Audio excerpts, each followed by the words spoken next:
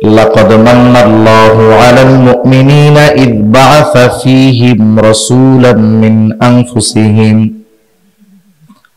আল্লাহ তাআলা বলেন, লাকাদ মান্নাল্লাহু আলাল মুমিনিন, মুমিনদের উপর আল্লাহ তাআলার বিশেষ অনুগ্রহ যে ইয বা'আসা ফীহিম রাসূলাম মিন আনফুসিহিম, তিনি তাদের মধ্য থেকে তাদের জন্য একজন রাসূল প্রেরণ করেছেন। এইখানে অনেক লম্বা কথা বলার ছিল, কিন্তু আমি যেহেতু অন্য বিষয় নিয়ে কথা বলবো এজন্য এদিকে আর যাব না। আল্লাহ তাআলা বললেন, মুমিনদের মধ্য থেকে মুমিনদের জন্য একজন রাসূল প্রেরণ করেছেন, এটা মুমিনদের জন্য বিশেষ অনুগ্রহ। আল্লাহ তাআলা যদিও নবীজিকে মুমিনদের জন্য বিশেষ অনুগ্রহ হিসাবে অভিহিত করেছেন, কিন্তু এই নবীর কারণে গোটা সৃষ্টি জগতের সব মানুষ, সব মাখলুক উপকৃত হয়েছে। এই জন্য আল্লাহ তাআলা আমার আপনার নবীজিকে রহমাতুল লিল আলামিন হিসাবে অভিহিত করেছেন। পবিত্র কোরআনুল কারীমের সর্বাধিক পাঠিত যেই সূরা, সেই সূরার নাম হলো সূরা ফাতিহা। এমন একটা সূরা যেই সূরা প্রত্যেক নামাজের প্রতি রাকাতে লাগে। ইমামের পেছনে যখন পড়ি ইমামের কেরাত, মুসল্লির কেরাত, একা যখন পড়ি নিজে পড়ি, সূরা ফাতিহা জামাতে পড়ি আর একাকি পড়ি, প্রত্যেক নামাজের প্রতি রাকাতে সূরাটা লাগে। এবং ওই সূরাটা সবচাইতে গুরুত্বপূর্ণ ইবাদত, ঈমানের পরে হলো নামাজ। ওই গুরুত্বপূর্ণ ইবাদতের প্রতি রাকাতে পড়াকে অপরিহার্য করে দেওয়া হয়েছে। এই সূরার শুরুতেই আমরা বলি আলহামদুলিল্লাহি রাব্বিল আলামিন, সকল প্রশংসা আল্লাহর জন্য। বলে কে? আল্লাহ। বলে রব্বুল আলামিন। আল্লাহ তাআলা হলেন জগৎ সমূহের রব, জগৎ সমূহের প্রতিপালক। আলম এক বচন, আলামিন বহু বচন।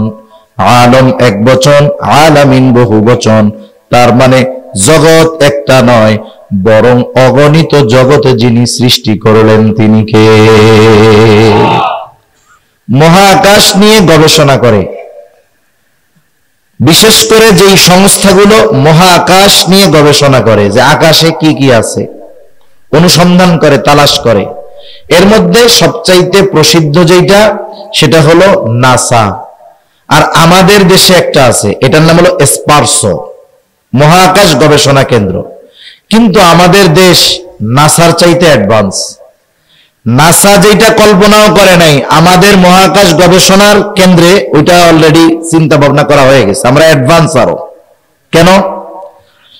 আচ্ছা বলেন তো, আপনি যদি ডাক্তাররে ইঞ্জিনিয়ারিং এর দায়িত্ব দেন, ওই ডাক্তার কি ইঞ্জিনিয়ারিং বা ইঞ্জিনিয়ারের কাজ সে করতে পারবে? যত ভালো ডাক্তার হোক, সে কি ইঞ্জিনিয়ারের কাজ করতে পারবে? পারবে না। এখন মহাকাশ গবেষণার ক্ষেত্রে এমন ব্যক্তিকেই তো ওখানে দিতে হবে যিনি এই বিষয়ে পারদর্শী, ঠিক কিনা? আর আমাদের বাংলাদেশে যেই মহাকাশ গবেষণা আছে, ওইটার যিনি মহাপরিচালক তিনি একজন কৃষিবিদ। কৃষিবিদের কাজ কি? উনি গবেষণা করেছেন যে ফসলগুলায় পোক ধরে, কি কাজ করলে ওই ফসলে আর পোকা ধরবে না, কি কি পদ্ধতি প্রয়োগ করলে জমিনে ফলন ভালো হবে, এই কাজ ওনার না? এবং আপনারা মাঝে মধ্যে শুনে থাকেন যে মঙ্গল গ্রহে মানুষের বসবাসের ব্যবস্থা করা হবে, মাঝে মধ্যে এরকম শুনেন না? মানুষ বসবাস করতে হলে যেখানে বসবাস করবে সেই জায়গায় খাবারের ব্যবস্থা করতে হবে না? খাবারের ব্যবস্থা যদি করতে হয় চাষাবাদ লাগবে না?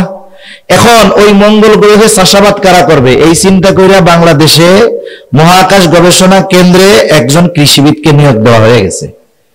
তাইলে নাসা অ্যাডভান্স নাকি আমরা অ্যাডভান্স? হায় হায়, এগুলো তো আমরা বললাম, কিন্তু মাঝে মধ্যে হাসি আসে কথা শুনলে। এখন গল্প একটা বলি, আমার গল্প মনে পড়ে গেল একটা। এখন তিনজন বন্ধু, কয় বন্ধু?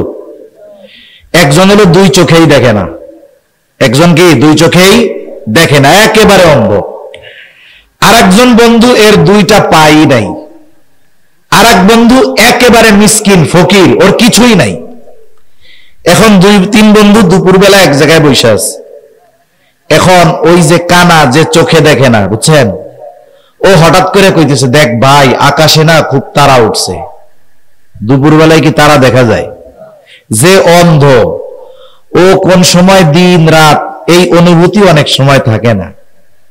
এখন এই কথা শুনা যার দুই ঠ্যাং নাই, দুই পা নাই, ও কইরে লাথি মাইরে একবারে ধরে ফেলায় দিব।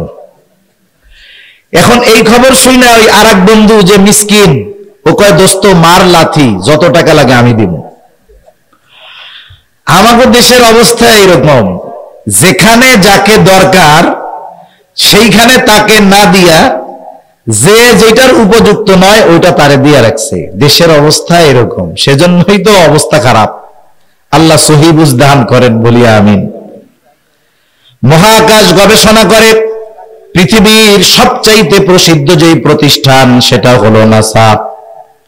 মাঝে মধ্যে গবেষণা করে দেখেন, আমাদেরকে বলে যে পৃথিবী থেকে 1 কোটি আলোকবর্ষ মাইল দূরে একটা গ্রহের সন্ধান পাওয়া গেছে, একটা জগতের সন্ধান পাওয়া গেছে, এবং ওই জগতে প্রাণীর অস্তিত্ব থাকতে পারে। যখন পত্রিকায়, টেলিভিশনে, মোবাইলে ফলাও করে প্রচার করা হয়, তখন আমরা অবাক হয়ে যাই, হতভম্ব হয়ে যাই। আহারে, আরো মনে হয় জগৎ আছে। বিজ্ঞান বলার পরে আমরা হতবাক, হতভম্ব হই। কিন্তু আল্লাহ তাআলা 1500 বছর আগে এই দুনিয়ার মধ্যে আরবের একজন মানুষের কাছে এই খবর জানায় দিয়েছেন, ও বিশ্ববাসী শুনে নাও, এই জগৎ একটা নয়, আরো অগণিত জগৎ আমি আল্লাহ সৃষ্টি করে রেখেছি। আল্লাহ রাব্বুল আলামিন হলেন সেই জগৎ সমূহের রব, প্রতিপালক। আমার আপনার নবীর ব্যাপারে আল্লাহ তাআলা বলেন, ওয়ামা আরসালনাকা ইল্লা রাহমাতাল লিল আলামিন। আপনাকে আমি জগৎ সমূহের জন্য রহমত হিসেবে প্রেরণ করেছি। তাহলে জগৎ সমূহের রব, প্রতিপালক হলেন আল্লাহ, আর জগৎ সমূহের জন্য রহমত হলেন মুহাম্মদুর রাসূলুল্লাহ। আল্লাহ তাআলা যেই জায়গার রব, আমার আপনার নবী সেই জায়গারই রহমত। সৃষ্টিকুলে 1 ইঞ্চি জায়গা বাকি নাই যে এই জায়গার রব আল্লাহ তাআলা নয়। এরকম কোন জায়গা গোটা সৃষ্টি জগতের কোন জায়গায় আছে? তাহলে সৃষ্টি জগতের 1 ইঞ্চি জায়গা বাকি নাই যেই জায়গার রহমত মুহাম্মদুর রাসূলুল্লাহ সাল্লাল্লাহু আলাইহি ওয়াসাল্লাম নয়। সুবহানাল্লাহ। এই রাহমাতুল লিল আলামিন হওয়ার কারণে কাফেররাও উপকৃত হয়। কিয়ামত পর্যন্ত যত কাফের আসবে এরাও উপকৃত হবে। নবীজির সময় যারা ছিল কাফের, এরাও উপকৃত হয়েছে। বলে কেমনে? সহিহ মুসলিম থেকে শোনায় আপনাদের।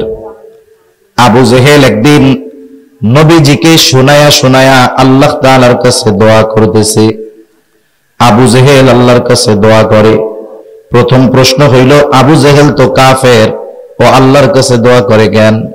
জবাব হলো, ওরা যদিও কাফের বলি, ওরা তো মুশরিক ছিল, মুশরিক, কিন্তু আল্লাহ তাআলার অস্তিত্বে তারা বিশ্বাসী ছিল। বাস্তবতা হলো, যদিও আল্লাহ তাআলার অস্তিত্বে বিশ্বাসী ছিল, কিন্তু এমন কিছু শিরিক করার কারণে তারা শিরিক করেছে, যার কারণে তাদের ওই বিশ্বাস নষ্ট হয়ে গেছে।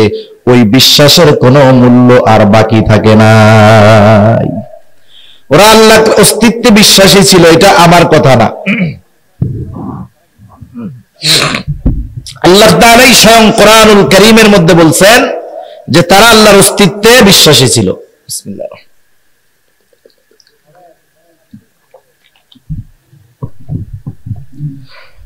আল্লাহ তাআলা কোরআনুল কারীমের মধ্যে বলেন, ওয়ালাইন সাআলতাহুম মান খালাকাস সামাওয়াতি ওয়াল আরদা লায়াকুলুন্নাল্লাহ।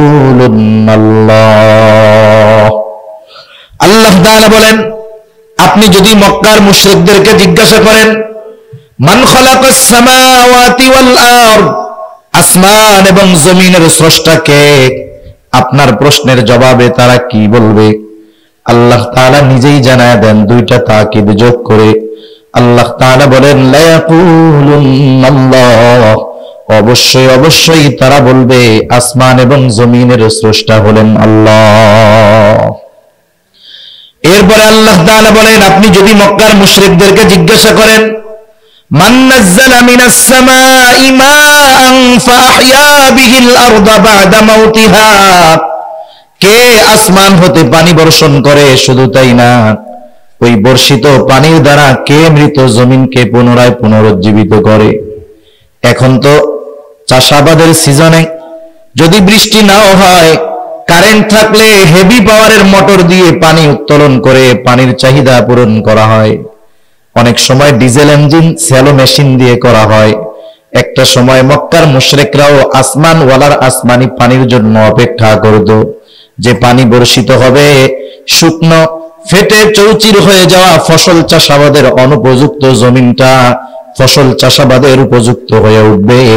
নবীজিকে আল্লাহ তাআলা বলেন, আপনি যদি তাদের এই কথা জিজ্ঞাসা করেন, কে আসমান হতে পানি বর্ষণ করে, ওই পানির দ্বারা কে মৃত জমিনকে পুনরায় পুনরুজ্জীবিত করে, অর্থাৎ ফসল চাষাবাদের উৎপাদনের অনুপযুক্ত জমিনটাকে আসমানের পানি দ্বারা কে উপযুক্ত করে তোলে, ওরা ওদের দেব দেবীদের কথা বলবে না, কি বলবে? বলে লা ইয়াকুলুন্নাল্লাহ, অবশ্যই অবশ্যই তারা বলবে এগুলো যিনি করেন তিনি কে? আল্লাহ তাআলাই করেন এইগুলো। এরপরে আল্লাহ তাআলা আরেক জায়গায় বলেন, ওয়ালা ইন সাআলতাহুম মান খালাকাহুম লা ইয়াকুলুন্নাল্লাহ, আপনি যদি তাদেরকে জিজ্ঞাসা করেন তাদের স্রষ্টাকে, আমাদের দেশ সহ গোটা দুনিয়ায় অনেক মানুষ আছে যারা স্রষ্টায় অবিশ্বাসী। তারা বলতে চায় এই পৃথিবী এমনিতেই সৃষ্টি হয়েছে, নাউজুবিল্লাহ গণ। তারা বলতে চায় যে স্রষ্টা বলে কিছু নাই। বিষয় হলো, অনেক সময় আছে একটা বিষয় অস্বীকার করার দ্বারা বাকি সব বিষয় অটোমেটিক অবিশ্বাস করা হয়ে যায়। কেউ যদি স্রষ্টাকে অবিশ্বাস করে, তাহলে স্রষ্টার যত সৃষ্টি আছে সবই অবিশ্বাস করা হয়ে যায়। জান্নাত, জাহান্নাম, পরকাল, আখিরাতে সব অবিশ্বাস হয়ে গেছে। নাস্তিক যারা, এরা বলে স্রষ্টা বলে কিছুই নাই, নাউজুবিল্লাহ। কিন্তু মক্কার মুশরিকরা এই কথা বলতো না। আল্লাহ তাআলা বলেন, আপনি যদি তাদের জিজ্ঞাসা করেন মান খালাকাহুম, তাদেরকে কে সৃষ্টি করেছে, আল্লাহ তাআলা জানায় দেন লা ইয়াকুলুন্নাল্লাহ, অবশ্যই অবশ্যই তারা বলবে আমাদের স্রষ্টা হলেন আল্লাহ। তাহলে মক্কার মুশরিকরা আল্লাহ তাআলার অস্তিত্বে বিশ্বাসী ছিল, এই সাক্ষ্য স্বয়ং আল্লাহ তাআলা দিয়েছেন। শুধু তাই না, আল্লাহ তাআলার কাছে আবু জেহেল দোয়া করতেছে। নবীজি এক হাদিসের মধ্যে বলেন, আবু জেহেল আল্লাহ তাআলার কাছে দোয়া করেছে এবং আল্লাহ তাআলা আবু জেহেলের দোয়াও কবুল করেছে।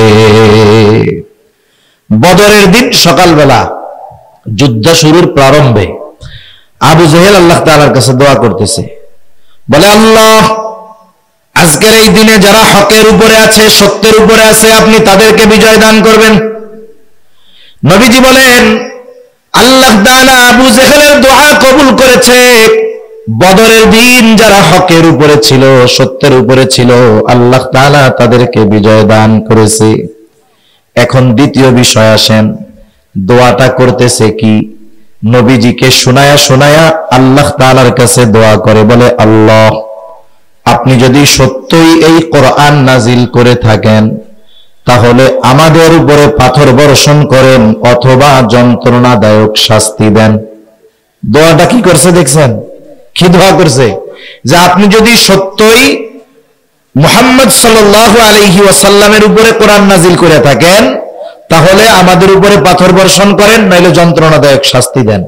প্রথম বিষয় হইল, অনেক সময় আছে আমি যদি আল্লাহ তাআলার কাছে কিছু চাই, পাবলিকরে শুনাইয়া আমার এই চাওয়ার দরকার আছে, আমি গোপনে নিবৃতে আল্লাহর কাছে বলতে পারি। আবু জেহেল গোপনে গোপনে বলতে পারতো, আল্লাহ, আপনি কোরআন শরীফটা মুহাম্মাদের উপরে নাজিল করলেন, সত্যই যদি আপনিই নাজিল করে থাকেন, তাইলে আমারে পাথর মেরে শেষ করে দেন। এখন কথা হইলো, এটা নবীজিকে শোনায় শোনায় বললো কেন? আসলে আবু জেহেল মূলত যা বলতে চায়, মূলত আল্লাহকে বলতেছে যে আল্লাহ, আপনি লোক আর পান নাই, মুহাম্মদ এর সাথে তো লোকজন নাই, আমার পেছনে তো লোকজনের অভাব নাই, আমি তো মক্কার একজন নেতা, কত প্রভাব প্রতিপত্তি আমার, মক্কার মানুষ আমার কথায় উঠে আর বসে, আপনি লোকজন পান নাই, আর আপনি মুহাম্মাদের কাছেই কোরআন নাজিল করলেন, আর সত্যিই যদি করে থাকেন তাইলে আমাকে পাথর মেরে শেষ করে দেন। এখন এটা নবীজিকে শোনায় কেন বলল? নবীজিকে শোনায় বলার কারণ হলো ও বুঝাইতে চায় বা বলতে চায় যে আসলে কোরআন নাজিলের উপযুক্ত আমি, ভুল করে আল্লাহ তোমার কাছে নাজিল করে ফেলছে। নাউজুবিল্লাহ। কোন আমাদের দেশে এরকম অনেক মানুষ আছে, মানুষের সাথে মানুষের শত্রুতা হওয়ার জন্য এখন কোনো ক্ষতি কারো করা লাগে না। আপনার একটু উন্নতি হবে, আল্লাহ তাআলা আপনাকে একটু ভালাই দিবে, দেখবেন পাশের অনেক মানুষ হিংসার বশীভূত হয়ে আপনার শত্রু হয়ে গেছে। ঠিক কিনা কোন? এরকম অনেক আছে। অনেক মানুষ হিংসায় পড়ে এমনও বলে যে অমুকের ছেলে, ও বাবা এত বড় হুজুর হয়ে গেছে, অমুকের ছেলে এত বড় চাকরি বাকরি পাইছে, ও আল্লাহ এই খবর শোনার আগে আমি মরলাম না কেন? এরকম বলা লোক তো আলহামদুলিল্লাহ আপনাদের এদিকে নাই। হিংসায় বলে না, এগুলো কি খবর শুনলাম, এটা শোনার আগে আমি মরলাম না কেন? এরকম বলে না অনেক, আরেকজনের বালাই দেখে। এখন বলেন তো ওই টাইমে যদি আজরাইল আইসা বলে যে আপনার তো মরতে মন চায়, তাহলে আমার লগে চলেন, তখন কি কইব? যে আসলে তো মরতে চাই নাই, এমনি এমনি কইছি আর কি। আসলে আবু জেহেলও শাস্তি আসুক চায় না, কিন্তু নবীজিকে তিরস্কার করে শোনায়া শোনায়া আল্লাহ তাআলার কাছে এই কথা বলতেছে। আচ্ছা, আপনার একজন খুব ভালো বন্ধু আছে, আপনি নরম ধরম মানুষ, শরীফ মানুষ, ভদ্র মানুষ, আপনার একজন একেবারে খাঁটি একজন বন্ধু আছে। এখন আপনারা দুইজন গেছেন এক জায়গায়, এক লোক আপনার বন্ধু যে খুব শরীফ মানুষ, ভদ্র মানুষ, তাকে বেশি কথা বলতেছে। আমাদের সমাজে অনেক মানুষ আলহামদুলিল্লাহ এরকম আছে, ওই রহমানের বান্দার গুণ তার মধ্যে আছে। ওয়াইদা খাতাবাহুমুল জাহিলুনা ক্বালু সালামা, জাহেলরা যখন তাদেরকে উদ্দেশ্য করে কিছু বলে তারা চুপ থাকে, বলে সালাম সালাম। এখন ওই আপনার বন্ধু যিনি ভদ্র, ওরা একজন বেশি কথা বলতেছে আর উনি চুপ করে বসে আছে, কিছু কয় না, মাথা নিচের দিক দিয়া চুপ করে আছে, কিছু বলে না। ওনার কষ্ট লাগতেছে কথাটায়, কিন্তু কিছু বলতেছে না। এরকম লোক কিছু আছে না? এখন পাশে আপনি বন্ধু, আপনার তো পাওয়ার অন্যরকম, আপনি তখন কি করবেন? বন্ধু কিছু বলে না ঠিক, বন্ধুকে যে বেশি কথা বলতেছে অন্যায় ভাবে বিনা কারণে, তার প্রতিবাদ করবেন না? কি বলবেন? এই মিয়া, এর সাথে এরকম আচরণ কেন? ভদ্র মানুষ পাইছো এই জন্য না? আমাকে মতো লোক হইলে এতক্ষণ ঠ্যাং ভেঙে এত ধরাই দিতাম। ঠিক কিনা বলেন? নবীজি চুপ, কিন্তু আল্লাহ তাআলা তো আবু জেহেলের কথার জবাব পাঠায় দিচ্ছে। আল্লাহ রাব্বুল আলামিন জবাব পাঠায় দিয়েছেন। কেমন যেন আল্লাহ তাআলা বলেন, ও আবু জেহেল, তোমরা যেটা করো, যা বলো, তাতে তো তোমরা শাস্তির উপযুক্ত, আযাবের উপযুক্ত। এখন কথা হইল, কেন তোমাদেরকে আযাব দেওয়া হয় না? আল্লাহ তাআলা নবীজিকে জানায় দেন, ওয়ামা কানাল্লাহু লিউআযযিবাহুম ওয়া আনতা ফীহিম, আপনি যতক্ষণ তাদের মাঝে আছেন আমি ততক্ষণ তাদেরকে কোনো আযাব দিব না। এখন কথা হইল, নবীজিকে কষ্ট দেয়, নবী আছে, নবীর উপস্থিতিতে কেন তাদেরকে শাস্তি দেওয়া হবে না? প্রথম বিষয়, অতীতের ইতিহাসে যত নবীর উম্মতদেরকে শাস্তি দেওয়া হয়েছে, প্রথমত আমার আপনার নবীর আগে যত নবী দুনিয়া এসেছে, গোটা সৃষ্টি জগতের জন্য কেউ নবী হন নাই।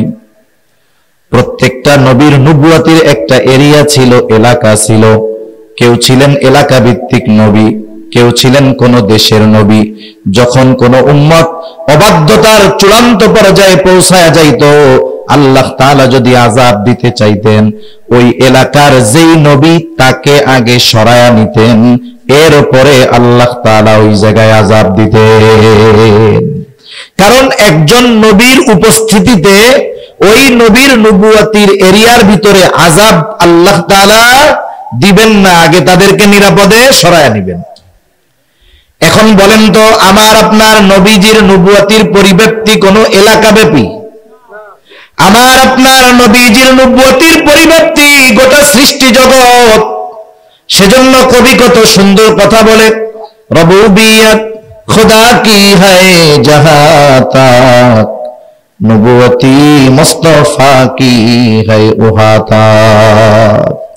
আল্লাহ তাআলার রবুবিয়তের বিস্তৃতি যত দূর, আমার আপনার নবীজির নবুয়তির বিস্তৃতি তত দূর। আমার আপনার নবীজির নবুয়তির বিস্তৃতি যত দূর, আমার আপনার নবীজি তত দূরের জন্যই রহমাতুল লিল আলামিন। সুবহানাল্লাহ বলেন, রহমত।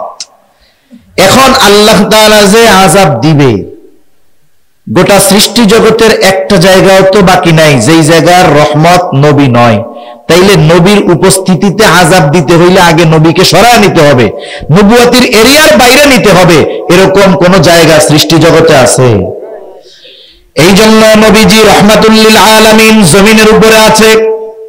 ওই জমিনের উপরে আল্লাহ তাআলা আযাব দিবেন কেমনে? এই জন্য কাফেররাও বাইচা গেছে। অনেক সময় দেখবেন আমার আপনার ঘরেও বা পরিচিত জন ছোট ভাই অপরাধ করে, অপরাধ, ওই জায়গায় একজন সম্মানিত ব্যক্তি আছে, অপরাধ করতেছে, তাকে শাস্তি দেওয়ার জন্য আমি রাগ হচ্ছি, দাঁত কিটমিট করতেছি, কিন্তু ওই সম্মানিত ব্যক্তি উপস্থিত থাকার কারণে তাকে আমরা কিছু বলি না। এইবার যখন ওই সম্মানিত ব্যক্তি চলে যায়, আমরা এবার ওকে বলি তোর কপালটা ভালো রে, অমুকে আসিল, নইলে তো তোরে একবারে ঠ্যাংটা ভাঙা দিতাম, বলি না? তার মানে অনেক সময় সম্মানিত ব্যক্তির সম্মান রক্ষার্থে অনেককে আমরা শাস্তি থেকে বাঁচায়া দেই, শাস্তি দেই না। নবীজি রাহমাতুল লিল আলামিন হওয়ার কারণে এই কাফেররা নগদ শাস্তি থেকে বেঁচে গেছে, কিয়ামত পর্যন্ত বাঁচতেছে, কিয়ামত পর্যন্ত ওরা বাঁচবে। এটা নবীজির দোয়ার বরকত, নবীজি রাহমাতুল লিল আলামিন হওয়ার কারণে এই সুবিধা তারাও ভোগ করতেছে। তাহলে কাফেররা যেই নবীর দ্বারা উপকৃত হয় হচ্ছে কিয়ামত পর্যন্ত হবে। সেই নবী তার উম্মতের ব্যাপারে কেমন ছিলেন? গোটা সৃষ্টি জগতের সব উম্মতের জন্য তার মায়া, বিশেষ করে মুমিনদের জন্য তো স্পেশাল মায়া। হাদিসের মধ্যে আসছে আব্দুল্লাহ ইবনে আমর ইবনুল আস রাদিয়াল্লাহু তাআলা আনহু থেকে, তিনি বলেন মজলিসের মধ্যে অনেক সাহাবায়ে কেরাম বসা, নবীজি হঠাৎ করে কোরআন থেকে তিলাওয়াত করতেছেন। তিনি বলেন আন্নান নবী সাল্লাল্লাহু আলাইহি ওয়াসাল্লাম তাআলা মা কাওলাল্লাহি আযজা ওয়া জাল্লা ফি ইব্রাহিম আলাইহিস সালাম। নবীজি সাল্লাল্লাহু আলাইহি ওয়াসাল্লাম তিলাওয়াত করলেন যা আল্লাহ তাআলা ইব্রাহিম আলাইহিস সালামের ব্যাপারে নাজিল করেছেন। কি নাজিল করেছেন? আল্লাহ পবিত্র কোরআনুল কারীমের সূরা ইব্রাহিম 13তম পারা 19 নম্বর পৃষ্ঠার শুরুতেই আল্লাহ তাআলা বলেন রব্বি ইন্নাহুন্না আযলালনা কাসীরাম মিনান নাস ফামান তাবিআনি ফাইন্নাহু মিন্নি ওয়া মান আসানি ফাইন্নাকা গফুরুর রহিম। ইব্রাহিম আলাইহিস সালাতু ওয়াস সালাম তার গুনাহগার উম্মতের জন্য আল্লাহ তাআলার কাছে দোয়া করতেছে, বলে রব্বি ইন্নাহুন্না আযলালনা কাসীরাম মিনান নাস, ও আমার রব এই প্রতিমাগুলো, এই মূর্তিগুলো অধিকাংশ মানুষকে পথভ্রষ্ট করে ফেলছে, পথচ্যুত করে ফেলেছে। ফামান তাবিআনি ফাইন্নাহু মিন্নি, তবে যারা আমার আনুগত্য করেছে তারা তো আমার দলভুক্ত। কিন্তু ইব্রাহিম আলাইহিস সালামের সব উম্মত তো মূর্তি পূজা ছাড়ে নাই। উম্মত মুমিন হোক আর কাফের হোক, সকল ধরনের উম্মতের উপরে প্রত্যেকটা নবীর মায়া মোহাব্বত ভালোবাসা চাইতে খারাপটার জন্য চিন্তা আরো বেশি হয়, ঠিক না? অনেকের ঘরে এরকম আছে না, 3-4টা ছেলে, 2টা ছেলে খুব ভালো, দিনদার, মুত্তাকি, পরহেজগার, নামাজি, আর একটা খুব খারাপ, কথা শোনে না, মানুষের সাথে মারামারি করে, যত ধরনের অপরাধ আছে সব করে। এখন বলেন তো মা বাবা কি ভালো দুইটার জন্য চিন্তা করে বেশি না খারাপটার জন্য চিন্তা করে বেশি? আল্লাহ তাআলার কাছে যখনই দোয়া করে বলে আল্লাহ আমার এই ছোট ছেলেটাও যদি ভালো হয়ে যাইতো, ওকে যদি ভালো দেইখা মরতে পারতাম, মইরাও শান্তি পাইতাম। তাহলে সন্তান যত খারাপ হয় ওই সন্তানের জন্য মা বাবার পেরেশানি, চিন্তা, দোয়া তত বেশি হয়। এখন যদি বলি এই সন্তান তো খারাপ, এরে কেন বাদ দিয়ে দেয় না, এরে কেন দূরে ঠেলে দেয় না, বলে হুজুর ঠেলবে কেমনে দূরে, এটা তো সন্তান, মোহাব্বতের কারণে এই খারাপ সন্তানটাকেও দূরে ফেলায় না।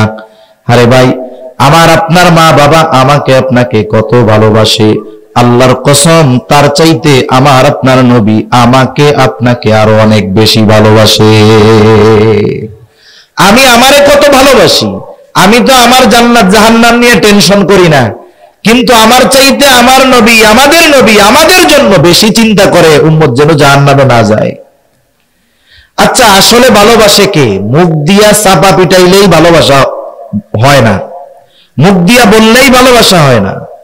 আপনি কাকে বলবেন যে সে আপনারে ভালোবাসে? যে আপনার বিপদে পাশে থাকবে, আপনি মনে করবেন সেই আপনারে ভালোবাসে, ঠিক না? মনে করেন আপনার একজন দোস্ত আছে, এমন বন্ধু, সে শুধু আপনারে দেখলেই কয়, বন্ধু তোমার এত ভালোবাসি, তোমার জন্য যদি আমার জীবন দিতে হয় আমি জীবন দিতেই প্রস্তুত। এখন এই বন্ধুরে নিয়ে আপনি গেছেন পটিয়া, পটিয়া গিয়া একজনের সাথে আপনার একটু দ্বন্দ্ব হয়েছে, কথাবার্তা কাটাকাটি হয়েছে। আপনি চিন্তা করতেছেন আমি তো আর একা না, আমার সাথে জান দেওয়া বন্ধু আছে, যেই বন্ধু আমার জন্য কি দিয়া দিবে? জান দিয়া দিবে। এই সাহসে তার সাথে আপনি একটু তর্ক বিতর্ক শুরু করছেন। তর্ক বিতর্কের ফাঁকে ডানে বামে তাকায় দেখেন সেই বন্ধু গায়েব হয়ে গেছে, বন্ধুর ছায়াও দেখা যাচ্ছে না। যাই হোক, ওই জায়গার মুসিবতটা গেছে। এবার আপনি বাড়িতে আসছেন, সিএনজি থেকে রাস্তায় নামছেন, আর ওই যে বন্ধু দৌড় দিয়া গিয়ে গলা জড়ায় ধরে বলে, দোস্ত তোমারে খুব ভালোবাসি, তোমার জন্য জীবন দিয়া দিব। এখন আপনি কি করবেন কন্ত? হাতের কাছে কিছু না পাইলে স্যান্ডেল খুলে আগে ওরে পিটাবেন যে তুমি আমার জন্য জীবন দিয়া দিবা না? মুসিবতে পড়ছি, বিপদে পড়ছি, বাহিরের লোক এসে সাহায্য করছে, আর সবার আগে তুমি আমার বিপদে বাঁচছো, ঠিক কিনা বলেন? তার মানে বিপদের সময় যে আমার কাছে নাই, বাস্তবে সে আমাকে আপনাকে ভালোবাসে না।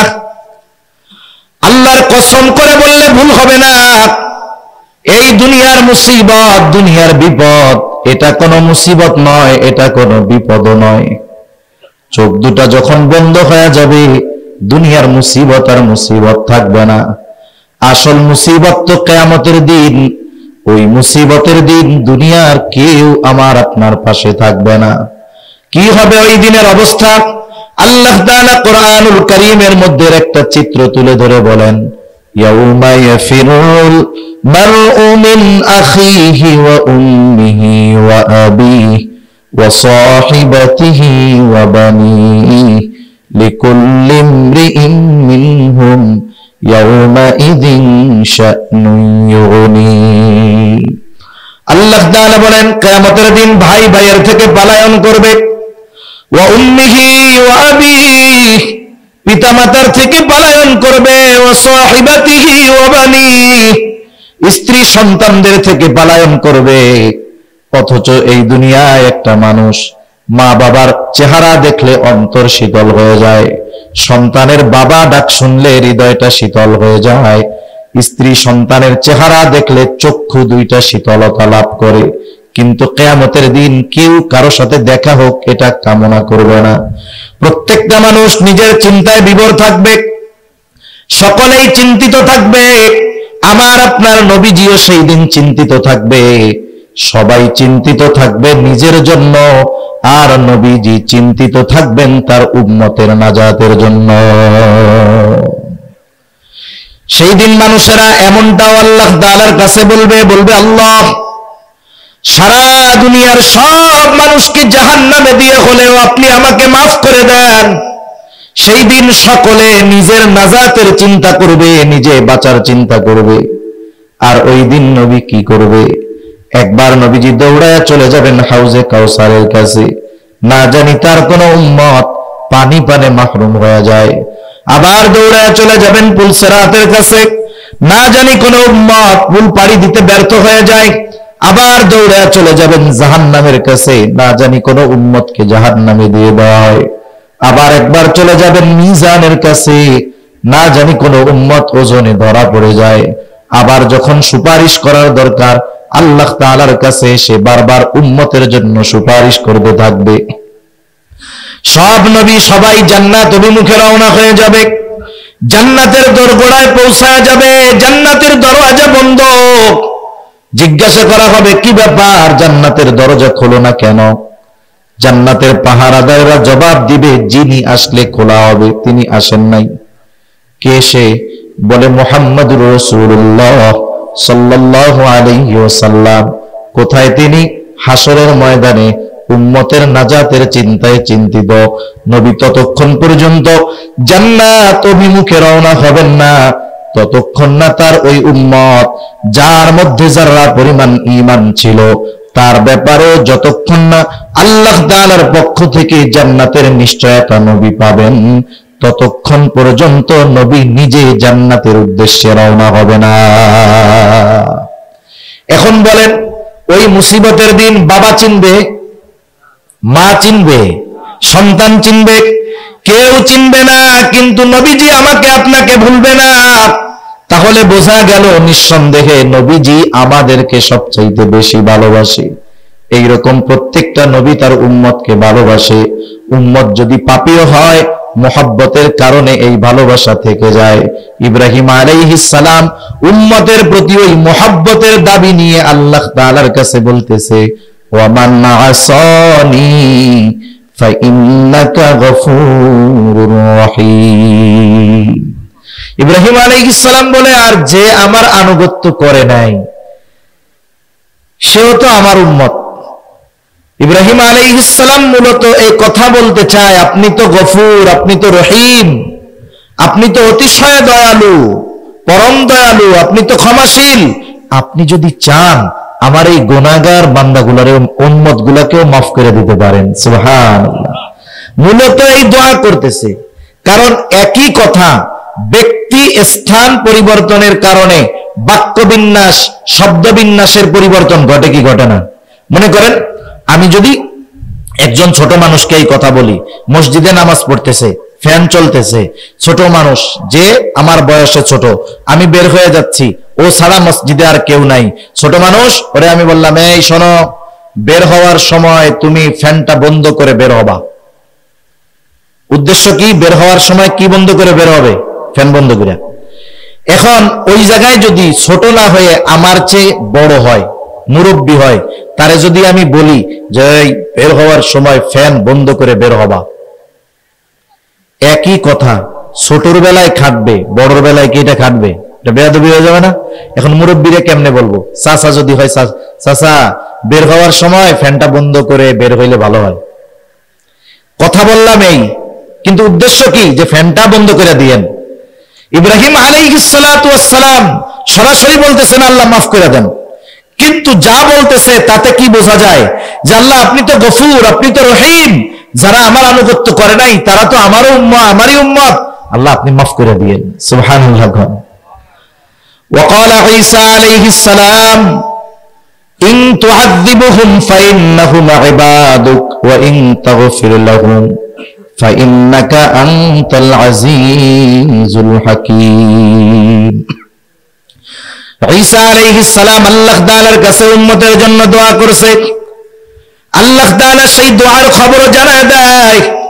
ঈসা আলাইহিস সালাম বলে, ইন তুআযিবুহুম ফাইন্নাহুম ইবাদুক, আপনি যদি তাদেরকে শাস্তি দেন তারা তো আপনারই বান্দা।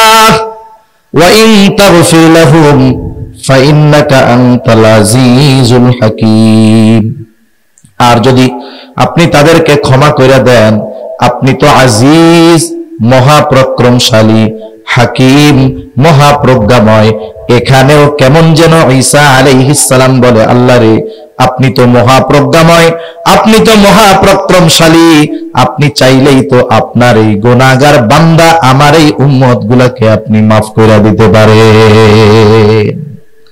দুই নবী তার গুনাহগার উম্মতের ব্যাপারে দোয়া করছে কার কাছে?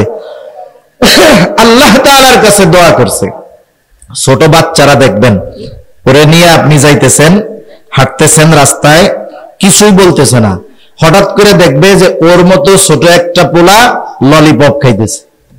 ছোট বাচ্চা তো, যখন আর একজনকে খাইতে দেখছে এবার কি করবে? আব্বা, ও আব্বু, আব্বা রে কি হইছে, আমার একটা ললিপপ কিনে দেন। এখন ওর কিন্তু একটু আগে মনে ছিল না, মনে পড়ছে কেন? আর একজন রে খাইতে দেখছে এই জন্য। নবীজি উম্মতের চিন্তা সব সময় করেন, কিন্তু যখন এই দুই নবীর দোয়া তিলাওয়াত করছেন তখন গুনাহগার উম্মতের প্রতি নবীজির অন্তরে মোহাব্বতের ঢেউ উঠে গেছে। সুবহানাল্লাহ। এবার নবীজি কি করলেন? বলে ফারাফা ইয়াদাইহি ওয়া ক্বালা আল্লাহুম্মা উম্মতি উম্মতি ওয়া বাকা। নবীজি দুই হাত উঁচু করে কান্না করতেছে, চোখ দিয়ে অজর জারায় পানি পড়ে, আর বলে আল্লাহুম্মা উম্মতি, আল্লাহ আমার উম্মত, আমার উম্মত। দুই হাত উঁচু করে কান্না করতেছে আর বলে আমার উম্মত, আমার উম্মত। আর কিছুই নবীজি বলেন না। বলেন তো নবীজি কিছু বলুক আর না বলুক, দুনিয়ার মানুষ কিছু বুঝুক আর না বুঝুক, দুনিয়ার মানুষ জানুক আর না জানুক, কিন্তু নবীজি কি বলতে চায় যিনি জানেন তিনি কে? আল্লাহ তাআলা জিবরাইল আলাইহিস সালাতু ওয়াস সালামকে বলে, জিবরাইল যাও মুহাম্মাদের কান্নার কারণ জিজ্ঞাসা করো। জিবরাইল আলাইহিস সালাতু ওয়াস সালাম চলে আসছে, এসে জিজ্ঞাসা করে আপনার কান্নার কারণ কি? যদিও আল্লাহ তাআলা সবকিছু জানে, এরপরেও আপনার কাছ থেকে জানতে চায়। এখন কথা হইল আল্লাহ তাআলা সবকিছুই যেহেতু জানে, আবার কেন নবীর কাছ থেকে জানতে চায়? একটা উদাহরণ দেই তাইলে বুঝতে সহজ হবে।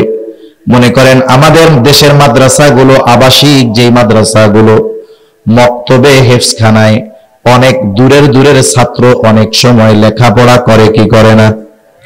মনে করেন আপনাদের মালিয়ারায় মাদ্রাসা, ওর বাড়ি মনে করেন পটিয়া, ও এখানে হেফজখানায় পড়ে, মাদ্রাসায় পড়ে।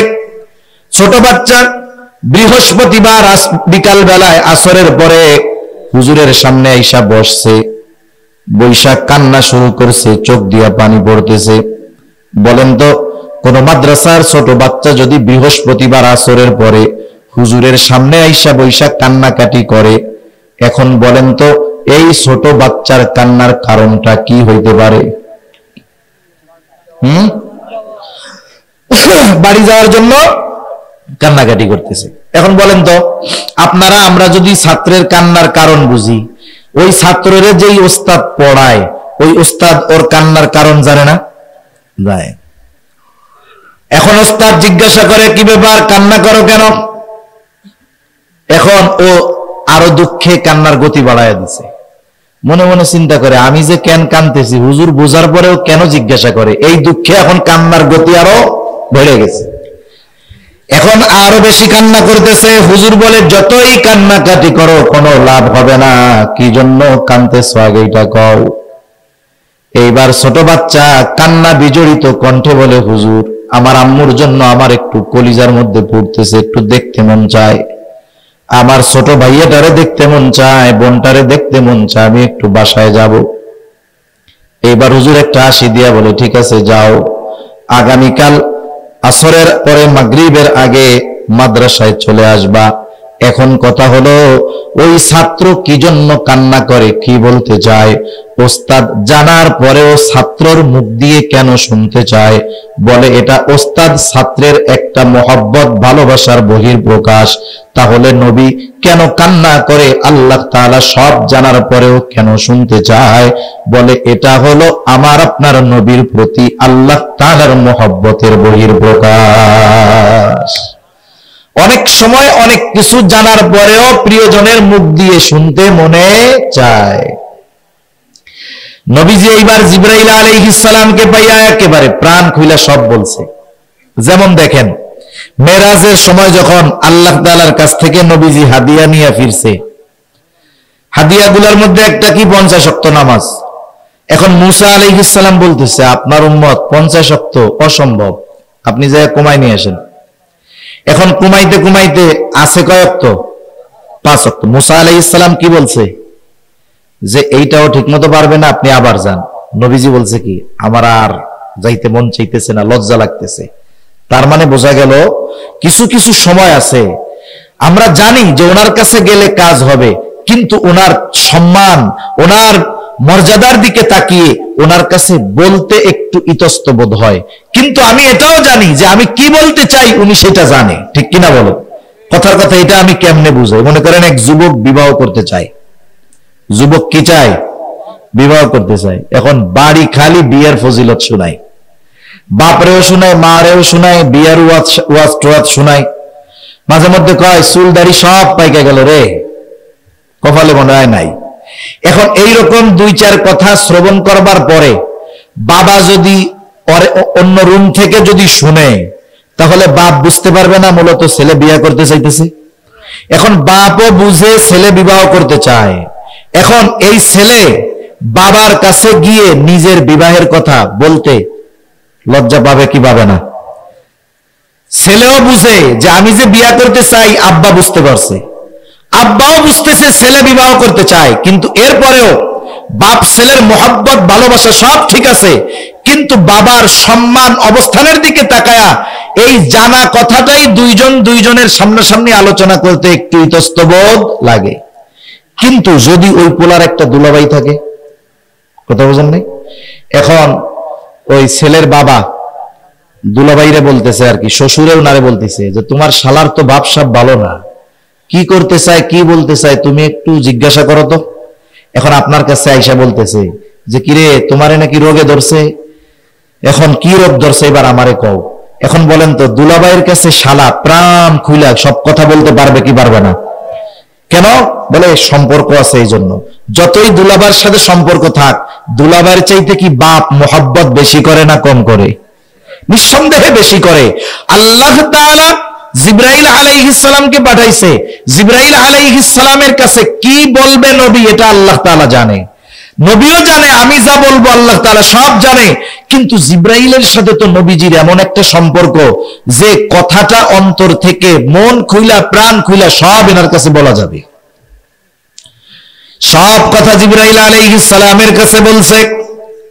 জিবরাইল আলাইহিস সালাতু ওয়াস সালাম আল্লাহ তাআলার কাছে গিয়ে বলে, আল্লাহ আপনার হাবিবের কান্নার কারণ হইল তার উম্মতের চিন্তায় তিনি কান্না করেন। আল্লাহ তাআলা সব কথার জবাব এক কথা দিয়ে জানায় দিলেন যে যাও মুহাম্মদকে গিয়ে জানায় দাও আমি অচিরেই তাকে তার উম্মতের ব্যাপারে সন্তুষ্ট করব, আমি তাকে তার উম্মতের ব্যাপারে অসন্তুষ্ট করব না। সেই জন্য নবীজি যখনই সুযোগ পাইতেন উম্মতের ব্যাপারে আল্লাহ তাআলার কাছে বলতেন। মেরাজে গেছেন, নিজের জন্য নিজের পরিবারের জন্য বলেন নাই, ওইখানে গিয়েও আমার আপনার নবী আমাদেরকে ভুলে যান নাই। এই নবীর উম্মতের প্রতি এমন দরদ, উম্মতের দ্বারা আঘাতপ্রাপ্ত হওয়ার পরেও তাদের ব্যাপারে তিনি বরদোয়া করেন নাই। তায়েফের ঘটনা এটা আমাদের সকলের জানা আছে। তায়েফের মানুষেরাও নবীজিকে পাথর দিয়ে এমন ভাবে আঘাত করেছে, নবীজিকে যেই পাথরগুলো দিয়ে আঘাত করেছে ওগুলো ছোট ছোট ছিল না, বড় বড় ছিল, ধারালো ছিল, চোখা ছিল। যখন ওই ধারালো পাথর, চোখা পাথর নবীজির গায়ে আঘাত করেছে, গায়ের মধ্যে ক্ষত হয়েছে, রক্ত বের হওয়া শুরু হয়ে গেছে, রক্ত বেয়ে বেয়ে পড়ে শরীরের পোশাক ভিজে গেছে। এবার গা বেয়ে বেয়ে পা বেয়ে বেয়ে রক্ত জুতার মধ্যে ঢুকে ওই রক্ত শুকায়া জুতা নবীজির পায়ের সাথে আটকে গেছে। সারাদিন নবীজি দাওয়াত দিয়েছেন, এই ক্লান্ত দেহ নিয়ে, রক্তাক্ত দেহ নিয়ে নবীজি পরন্ত বিকালে আঙ্গুর বাগানের পাশে একটু বিশ্রাম নিচ্ছে। জিবরাইল আলাইহিস সালাতু ওয়াস সালাম হাজির, এসে বলে, ইয়া রাসূলুল্লাহ এই কওম আপনার সাথে কেমন আচরণ করেছে আপনার মালিক সব জানে। আমার সাথে নতুন একজন ফেরেশতা এসেছে যে ইতিপূর্বে কখনো আসে নাই। নবীজি বলেন, ওই ফেরেশতা আমার কাছে আসলো, আমাকে সালাম দেওয়ার পরে বলে, ইয়া রাসূলুল্লাহ এই কওম আপনার সাথে কেমন আচরণ করেছে আপনার মালিক সব জানেন, সব দেখেছেন। তিনি আমাকে আপনার আদেশ পালন করার জন্য পাঠিয়েছে। আপনি যদি আমাকে আদেশ দেন, আপনি যদি আমাকে নির্দেশ দেন, তাহলে দুই পাহাড় দিয়ে এদেরকে এমন ভাবে পিষে দেওয়া হবে এদের কোনো অস্তিত্ব থাকবে না। এখানে যে একটা জনবসতি ছিল, জনপদ ছিল, একেবারে অস্তিত্বহীন হয়ে যাবে। আপনি যদি শুধু আদেশ দেন, দুই পাহাড় দিয়ে এদেরকে পিষে দেওয়া হবে। এই কথা বলবার পর নবীজি একটু আরাম করতেছিলেন, এবার নবীজি উঠে বসলেন। এই ফেরেশতার কথার জবাবে নবীজি কি বলেন? নবীজি বললেন, বাল আরজু আই ইয়াখরুজাল্লাহু মিন আসলাবিহিম মান ইয়া'বুদুল্লাহ ওয়াহদাহু ওয়া লা ইউশরিকু বিহি শাইআ। নবীজি কেমন যেন বলতেছে, শোনো, তুমি তো আমাকে বলতেছো আদেশ দেন, দুই পাহাড় দিয়ে এদেরকে পিষে দেই, কিন্তু শুনে নাও আমি তো এদের ব্যাপারে আল্লাহ তাআলার কাছেই আশা পোষণ করি যে আল্লাহ তাআলা এদের মধ্য থেকে এমন এক প্রজন্ম বের করবে, এমন এক সম্প্রদায় বের করবে যারা এক আল্লাহর ইবাদত করবে, তার সাথে কারো শরীক করবে না। আমি তো এদের থেকে এটা আশা করতেছি, এরা ঈমান আনে নাই ঠিক আছে, কিন্তু এদের মধ্য থেকে আল্লাহ তাআলা হয়তো এমন মানুষ বের করবে যারা আল্লাহর ইবাদত করবে, আল্লাহর সাথে কারো শরীক করবে না। একটু চিন্তা করে দেখেন, যেই উম্মত দুনিয়ায় আসে নাই, ওই উম্মতের প্রতিও নবীজির কেমন ভালোবাসা ছিল। নবীজি তার কথার দ্বারা কিয়ামত পর্যন্ত যত মুমিন উম্মত আসবে, সকলের প্রতি ভালোবাসার বার্তা নবীজি দিয়ে গেছেন। নবীজি পথ চলতেছেন, সাথে অনেক সাহাবায়ে কেরাম। হঠাৎ করে নবীজি বলেন, আমার ভাইদেরকে দেখতে মন চায়। উপস্থিত সাহাবারা বলতেছে, ইয়া রাসূলুল্লাহ, আমরা কি আপনার ভাই নই? নবীজি বলেন, না, তোমরা হইলে আমার সাথী। তাহলে আপনার ভাই কারা? বলে, আমার পরে আমাকে না দেখে যারা আমার উপরে ঈমান আনবে, তারা হলো আমার ভাই। এইবার চিন্তা করে দেখেন যে আল্লাহর নবী ভালোবাসার বার্তা আমাদেরকে জানায় দিয়ে গেছে। এখন বিষয়টা হলো এইরকম, একটা হাদিস বলতে গেলে লম্বা সময় কথা বলা যাবে, কিন্তু কিছু বিষয় এইরকম আছে, একটা বিষয় হাজার মানুষের বলার চাইতে অনেক সময় একজন ব্যক্তির বলাটা বেশি গ্রহণযোগ্য হয় না? এরকম মনে করেন আগের আমলে, অনেক আগে, যখন প্লেন সচরাচর এরকম ছিল না, অনেক সময় মানুষের মোবাইল ছিল না, দেখা যাইতো না, কথা বলতো না।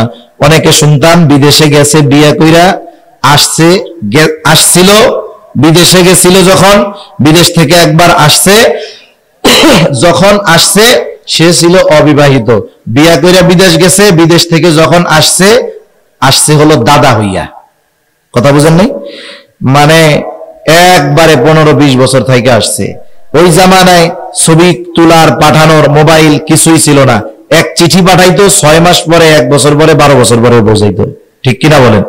এই যে কয়েকদিন আগে, কয়েক মাস আগে মনে হয় দেখলাম, এক লোক নাকি অনেক আগে সে এক জায়গায় চাকরির জন্য ইন্টারভিউ দিছে, আল্লাহর বান্দার চাকরিও হয়ে গেছে। এখন তার চাকরির যেই লেটার, এটাও তারে পাঠায়া দিছে, কিন্তু দুর্ভাগ্যবশত ওইটা পোস্ট অফিস থেকে তার বাড়িতে আর আসে নাই, আসছে গিয়ে 40 বছর পরে, বাংলাদেশের মধ্যেই। কয় বছর পরে আসছে? চাকরি ঠিকই হয়েছিল, চিঠি ঠিকই পাঠাইছিল, কিন্তু আসতে লাগছে কত বছর? 40 বছর। এখন আগে এরকম অনেক সময় ছিল। তা ওই লোক মনে করেন বিদেশ থেকে আসছে, এখন এসে বিবাহ শাদী কইরা 6 মাস থেকে আবার চলে গেছে, একটানা 18 বছর। ইতিমধ্যে আল্লাহ তাআলা তাকে একটা সন্তানও দান করছে। এখন সন্তান 18-19 বছরের যুবক, উনিও ফোন মোবাইল নাই, তো উনি চিন্তা করছে হঠাৎ করে বাড়ি গিয়ে আমি সবাইরে অবাক বানায় দিব। উনি এবার আসছে, বাড়িতে আসতে আসতে অনেক রাত, বাড়ি আইসা গভীর রাত, দরজা টোকা দিছে। এখন বাড়িতে যদি একটা যুবক ছেলে থাকে, গভীর রাত্রে কি মহিলারা দরজা খুলতে যাবে নাকি? এখন ওই যুবক, তাগড়া যুবক, দরজা খুলতে গেছে। তখন দরজা খুলে দেখে একটা অপরিচিত মানুষ, ফোনেও দেখে নাই, ছবিও দেখে নাই। বাপরে কি চিনবে নাকি? চিনবে না তো।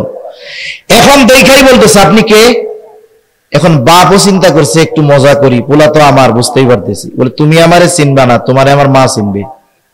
এখন বলেন তো, এইরকম কথা যদি বলে, ওই ছেলে চিন্তা করবে, এই আমার মা যাদেরকে চিনে আমিও তো সবাইরে চিনি, তুই কেডা?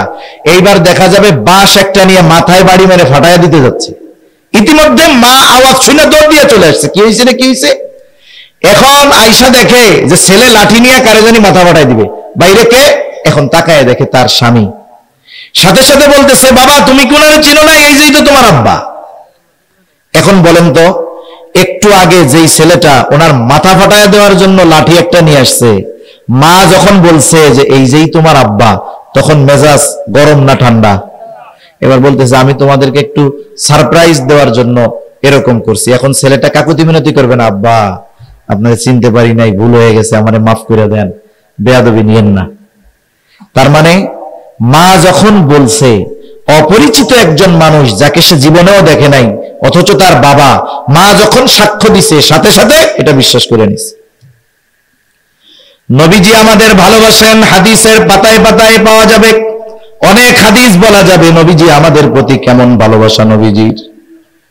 এখন আসেন সব কিছু বাদ দেন, নবীজি যে আমাদের ভালোবাসে এই ভালোবাসার সাক্ষ্য স্বয়ং যিনি দিয়েছেন তিনি কে?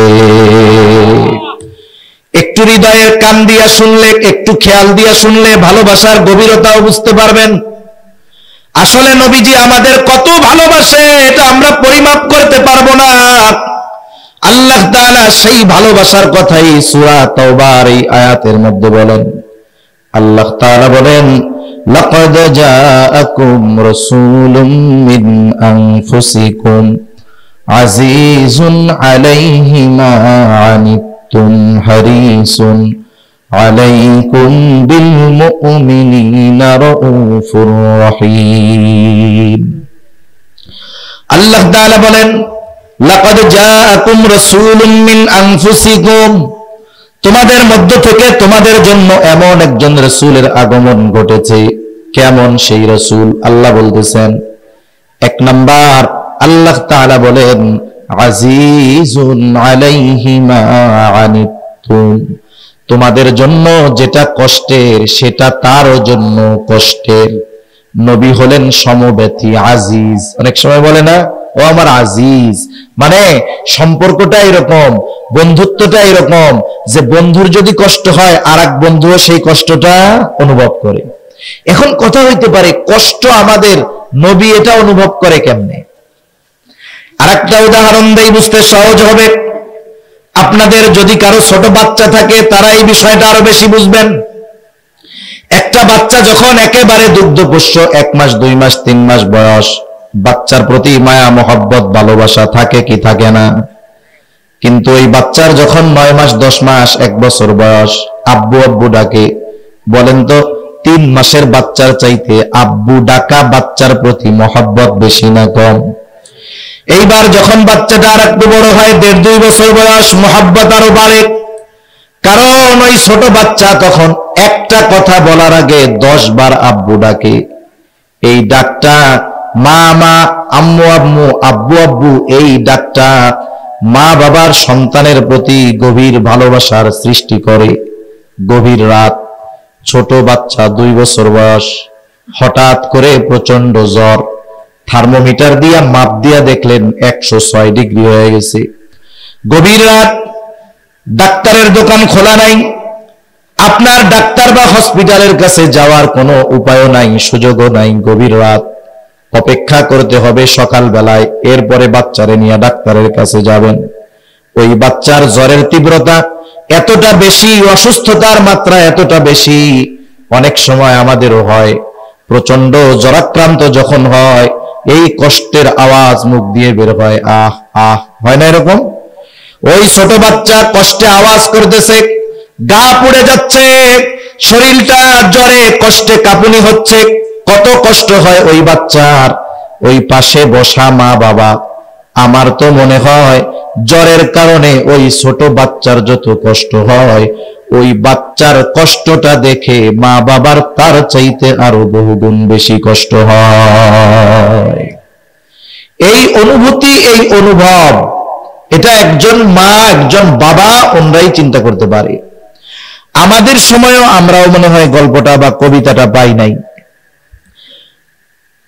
সম্রাট জহিরুদ্দিন বাবর মোগল উপমহাদেশে হুজুরদের ওনাদের পছন্দ হয় না, জানেন আপনারা এটা?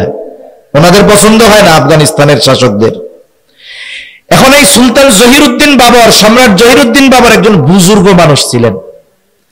হুমায়ুন অসুস্থ হয়ে গেছে, ছোট বাচ্চা না, তখন হুমায়ুন অনেক বড়। বাবার সন্তানের প্রতি কেমন মহব্বত মায়া। এই জহিরুদ্দিন বাবর সন্তানের অসুস্থতা, বিভিন্ন জায়গা থেকে হেকিম ডাক্তার কবিরাজ, ওই জামানায় যেই চিকিৎসার ব্যবস্থা সব করাইছে, সবাই ব্যর্থ, সবার এক জবাব, এই রোগের কোনো ওষুধ নাই, চিকিৎসা নাই, এই রোগের কোনো চিকিৎসক নাই। তবে মহান চিকিৎসক আল্লাহ তাআলা চাইলে এই দুরারোগ্য ব্যাধি থেকে বাঁচা সম্ভব। জহিরুদ্দিন বাবর বুঝতে পারলেন দুনিয়ার কোন চিকিৎসায় আমার সন্তান ভালো হবে না। সন্তানের মহব্বত। জহিরুদ্দিন বাবর আল্লাহ তাআলার কাছে দোয়া করা শুরু করেছে, আল্লাহ আপনি আমার সন্তানের অসুস্থতা আমাকে দেন, আমার হায়াতটা তাকে দিয়ে দেন। সবকিছু তাকদীরের মুআমালাত। ইতিহাস বলে কি হলো, ধীরে ধীরে হুমায়ুন সুস্থ হয়ে উঠলো, বাবর শয্যাশায়ী হয়ে গেল, শয্যায় শুয়ে পড়ছে, এখন অসুস্থ হয়ে গেছে।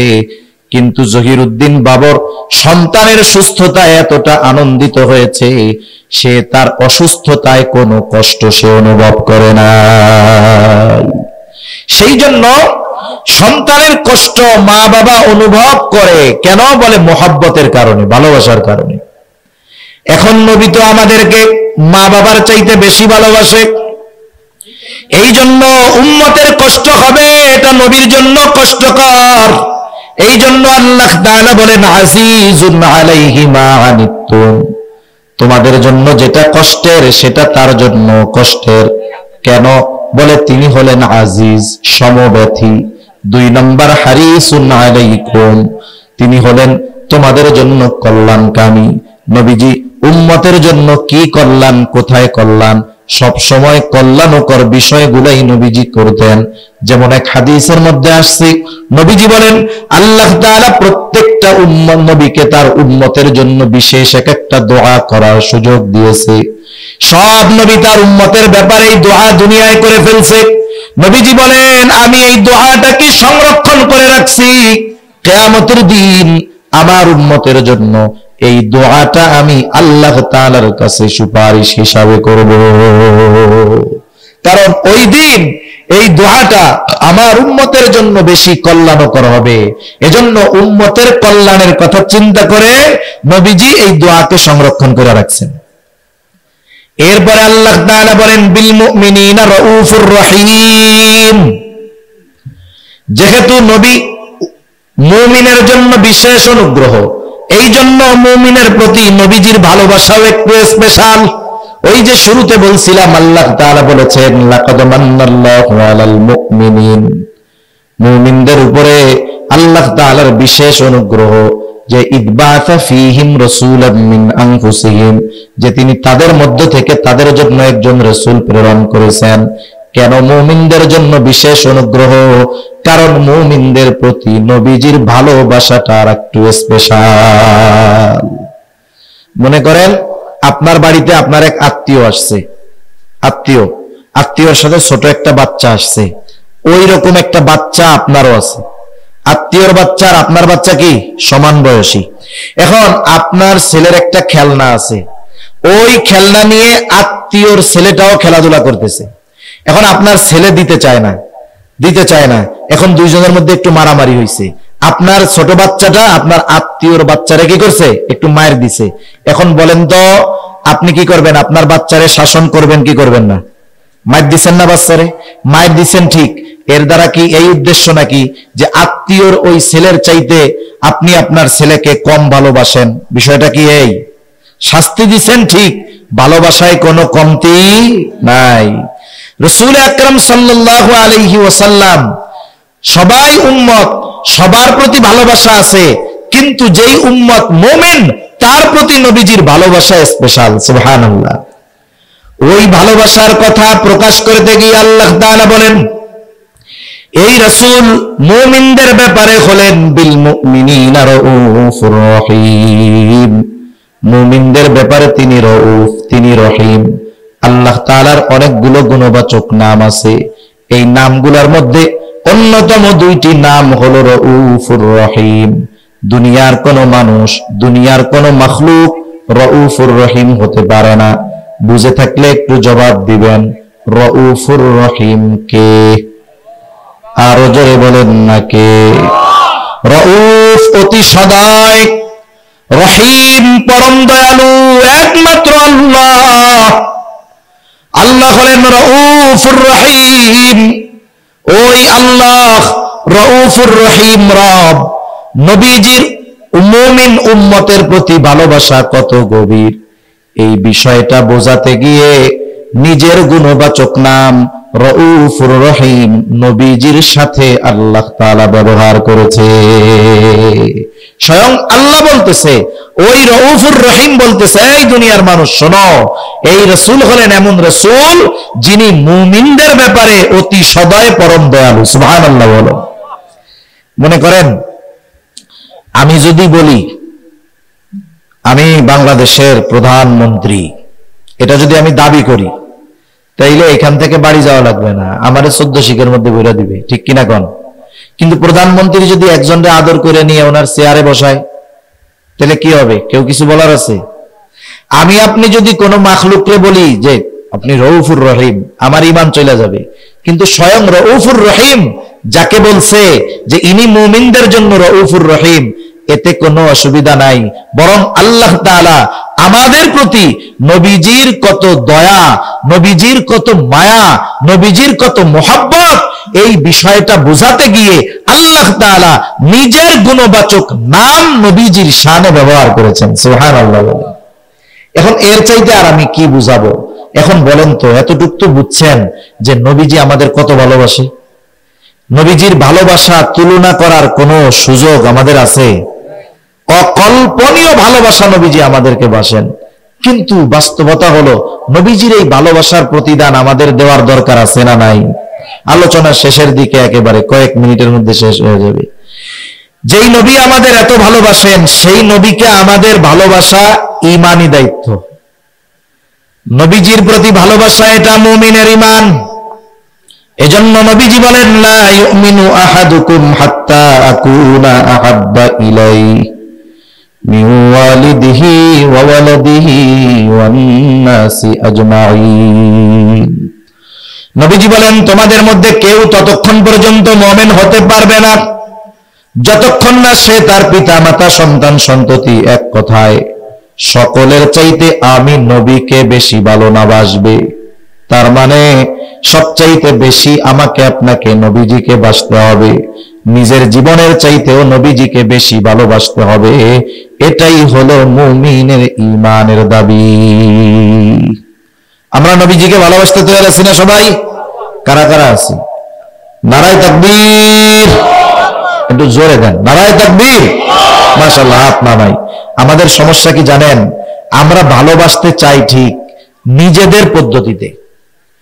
মানে আমরা ইসলামকে কেমন চাই? বলে আমাদের মতো চাই, নবীর মতো, আল্লাহর মতো আমরা ইসলাম পালন করতে চাই না। ইসলাম পালন করতে চাই আমরা আমাদের মতো, যেটা আমাদের সুবিধা এটা করবো, যেটা করলাম না বাদ। কিন্তু বিষয়টা হলো এরকম, নবীজিকে ভালোবাসতে হবে, এটা মুমিনের ঈমানের দাবি, ঈমান সম্পৃক্ত বিষয়। এখন ভালোবাসবো কেমনে? বিষয়টা হলো আমরা তো নবীজিকে সামনে পাই নাই। একজনকে যদি সামনে পাওয়া যায়, মানুষ তার ভালোবাসার সর্বোচ্চটা প্রদর্শন করতে পারে।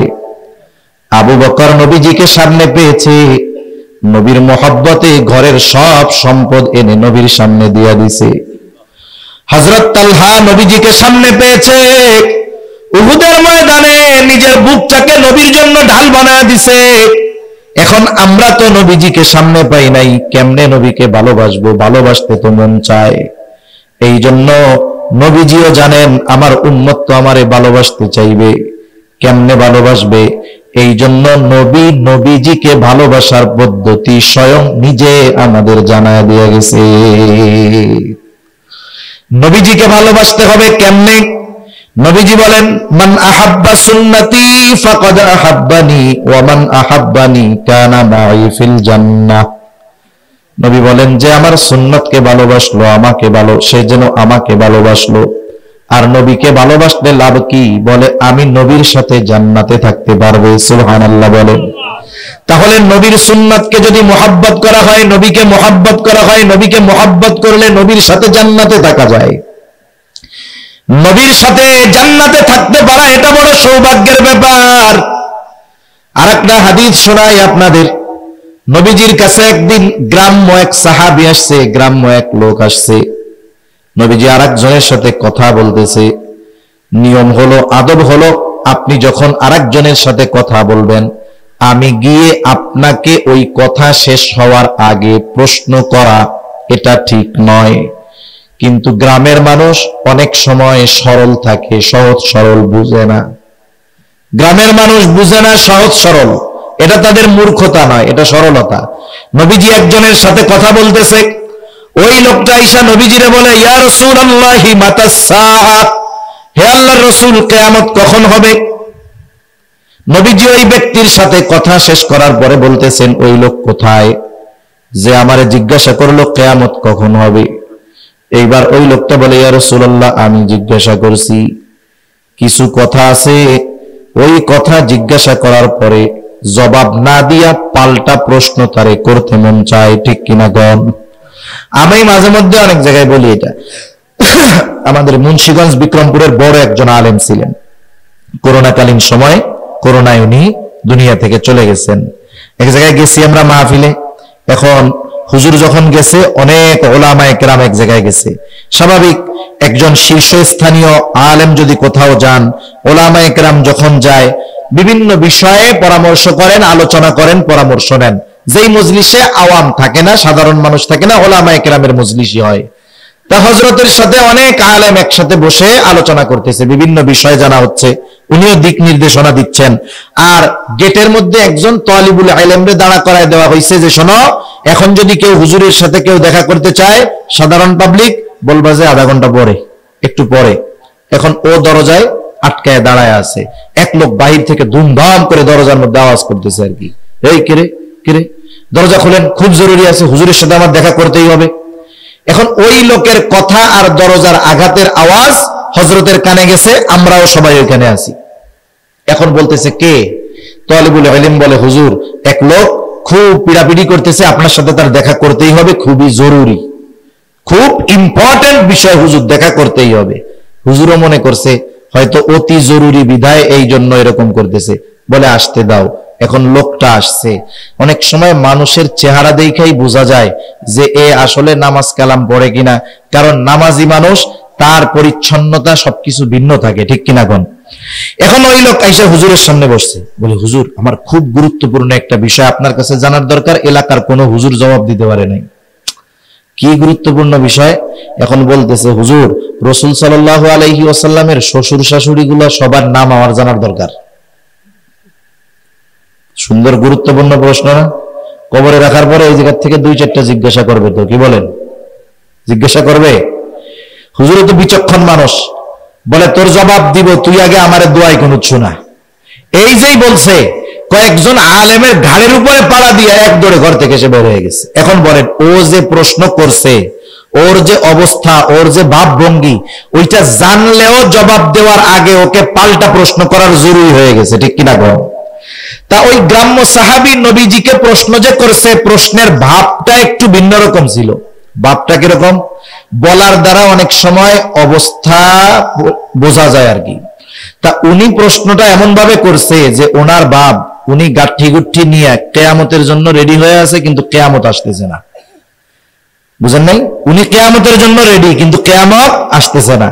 যেমন আপনারা যখন কেউ ঢাকা যান, ঢাকায় যখন যাবেন, টিকিট কিছু কাটেন নাই, গেছেন বাস কাউন্টারে, গরিবুল্লাহ শাহ মাজারের ওই জায়গায় বা জিসি মোড়ে গেছেন, আপনি কাউন্টারে ঢুকলেন, ইউনিক কাউন্টারে ঢুকছেন, দুইটা কি জিজ্ঞাসা করেন? ভাই, ঢাকার বাস আসবে কখন? ঠিক না? ঢাকার বাস কখন আসবে? উনি বলল যে 11টার সময় আসবে। আপনি একটা টিকিট করলেন যে আমারে ঢাকার একটা টিকিট দেন। এখন আপনাকে একটা টিকিট দেওয়া হইল, 11টা বাজে, 11:30 বেজে গেছে, এখনো বাস আসে না। বিরক্ত হয়ে গেছেন না? যাওয়ার জন্য আপনি রেডি না?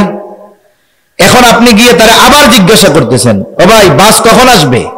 দেখেন, টিকিট কাটার আগে কিন্তু একই কথা বলছিলেন, বাস কখন আসবে। এখন টিকিট কাটার পরেও একই কথা বলতেছেন, বাস কখন আসবে। কিন্তু বলেন তো, সময়ের পরিবর্তনের কারণে যদিও কথা এক, কিন্তু উদ্দেশ্যের পার্থক্য আছে না নাই? প্রথমবার আপনি শুধু খবর জানতে চাইছেন যে বাসটা কখন আসবে, সময়টা জানার দরকার। দ্বিতীয়বার আপনি সময় জানতে চান নাই, দ্বিতীয়বার মূলত কি বলতেছেন, এই মিয়া, বাস আসার কথা 11টার সময়, আমি বসে আছি এই জায়গায়, বসতে বসতে মাজা ব্যথা হয়ে গেল, বাস এখনো আসে না কেন? মূল কথা তো এইটা নাকি? কিন্তু বলছেন কি, বাস কখন আসবে, কিন্তু বলার ভঙ্গিটা ভিন্ন। এই ভঙ্গির দ্বারা কি বোঝা যায় যে আপনি তারাই উল্টা শাসাইতেছেন, এখনো বাস আসে না কেন?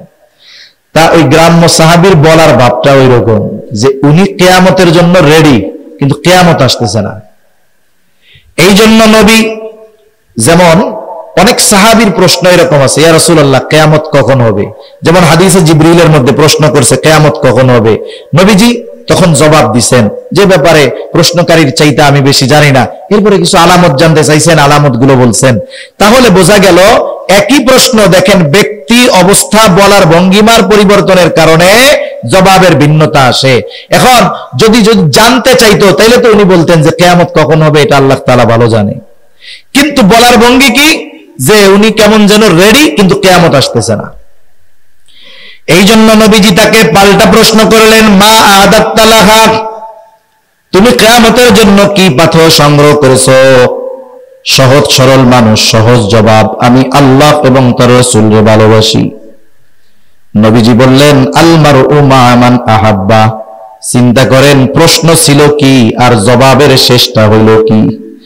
এইবার লোকটা বাড়ির পথে হাঁটা ধরছে।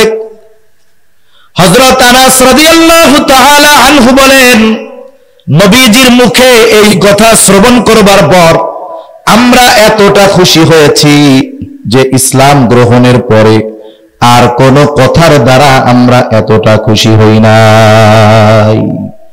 তিনি বলেন, আমি আশা করি নবীজির সাথে তো জান্নাতে থাকবো, সাথে সাথে ওমর আবু বকর রাদিয়াল্লাহু তাআলা আনহুমার সাথেও জান্নাতে থাকতে পারবো, যদিও তাদের মতো আমল করতে পারি নাই।